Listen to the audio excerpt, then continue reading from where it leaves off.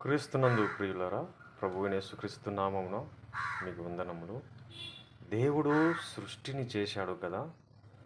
ఈ సృష్టిలోని వాటినన్నిటినీ దేవుడు మనము అనుభవించడానికి, మన అవసరాల కొరకు, మన అక్కర్ల కొరకు, మనకు ఆవాస యోగ్యముగా ఉండడానికి, జీవించడానికి దేవుడు ఈ సృష్టిని యావత్తును, ఇందులోని వనరులను చేశాడు కదా.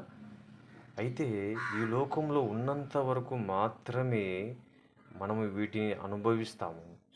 అయితే ఈ సృష్టిలో సంపాదించుకున్నది ఏదైనా మనుషుడు తాను మరణించి పోయేటప్పుడు ఏది కూడా తీసుకొని వెళ్ళలేడు.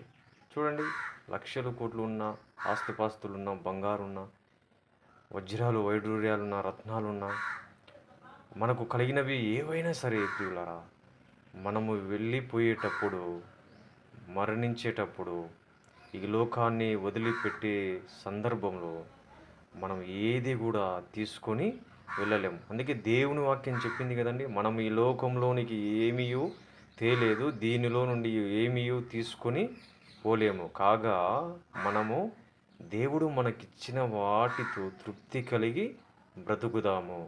God bless you.